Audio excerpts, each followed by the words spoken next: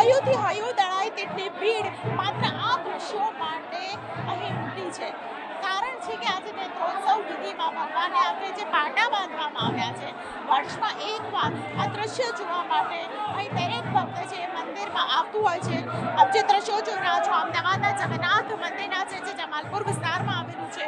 અહીં ભાઈ બહેન અને સાથે કહી શકાય કે બલરામજી છે તેઓ પણ ઉપસ્થિત છે અને એમના આંખ પર પાટા બાંધેલા છે। નેત્રોત્સવ વિધિ જ્યારે યોજાતી હોય છે ત્યારે ભગવાનના આંખે પાટા બાંધવામાં આવતા હોય છે। એવું કહેવામાં આવતું હોય છે કે સરસપુરમાં 15 દિવસ જ્યારે ભગવાન ગયા હોય છે, પોતાના મામાના ઘરે ગયા હોય છે, ત્યારે મામાના ઘરે જ્યારે જઈને આવે ત્યારે લાડ લડાવેલા હોય, જાંબુ ખાધા હોય અને એમને આંખો આવી જાય। બસ આ જ પરંપરાને અનુસરીને જ્યારે પાછા આવે છે ત્યારે તેઓ બીમાર થઈને આવે છે। આંખ પર તેમને પાટા બાંધવામાં આવે છે અને આ વિધિ ખાસ કરીને આજે જ્યારે કરવામાં આવે, અમાસના દિવસે કરવામાં આવે ત્યારે મંદિરમાં ધ્વજારોહણ પણ થતું હોય છે। તેનું પણ અદ્ભુત મહત્વ છે અને આ મહત્વ સાથે હૈયુંથી હૈયું દળાય તેટલી ભીડ છે। માત્ર ભગવાનના આંખેથી પાટા બાંધેલા છે તે માટે તે જોવા માટે આવતા હોય છે। આ કહેવાય છે કે આજના દિવસે ખાસ કરીને ભગવાનના સમક્ષ બે હાથ જોડીને માત્ર તમે કોઈ પણ મનોકામના માંગો તો મનોવાંછિત હોય છે તે આજના દિવસે મળતું હોય છે। કેમેરામેન ખેકાર રાઠોડ સાથે દીપિકા કુમાર, ન્યૂઝ 18 ગુજરાતી, અમદાવાદ। પોતાના નિજ મંદિર રત્નવેદી સિંહાસન ઉપર ભગવાન જગન્નાથજીની આજે નેત્રોત્સવ વિધિ સંપન્ન થઈ રહી છે।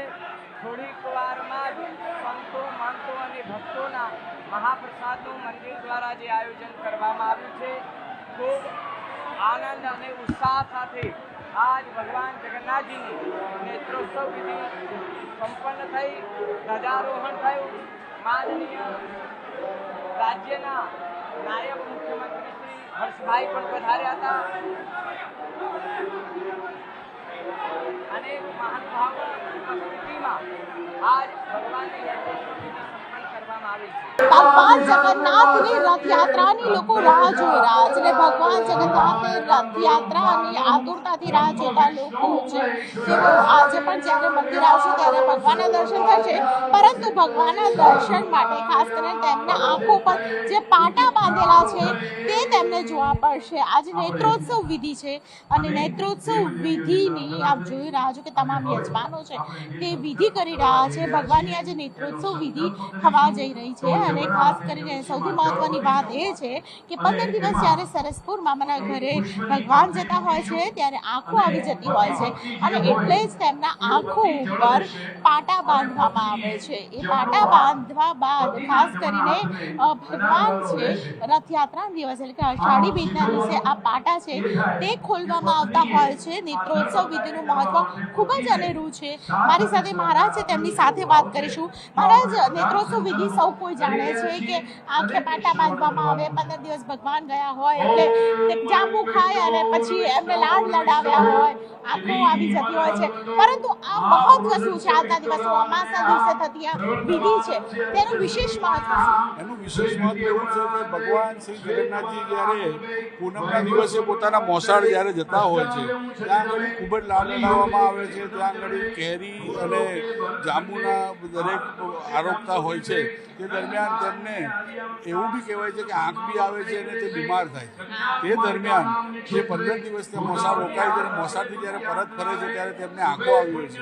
એ જે આંખો આવી છે તેના માટે દરેક દેવોને, ભગવાનોને અને વરુણ ભગવાનને અહીંયા આગળ નેત્રોત્સવ પૂજન દ્વારા પ્રાર્થના કરવામાં આવે છે કે તેમનું શારીરિક આરોગ્ય જલ્દી સુખ સમૃદ્ધ અને ફરીથી તે આમની આંખો મટી જાય અને નગરના લોકોને દર્શન આપી શકે અને સારી રીતે તે વરુણ ભગવાનને દરેક મંત્રો દ્વારા રીઝવવામાં આવે છે જેથી એમની આંખો નેત્રોત્સવ પૂજા થાય ત્યારબાદ તે લોકોને દર્શન આપી શકે। તો આ રીતે નેત્રોત્સવ પૂજાનું મહત્વ રહેલું છે।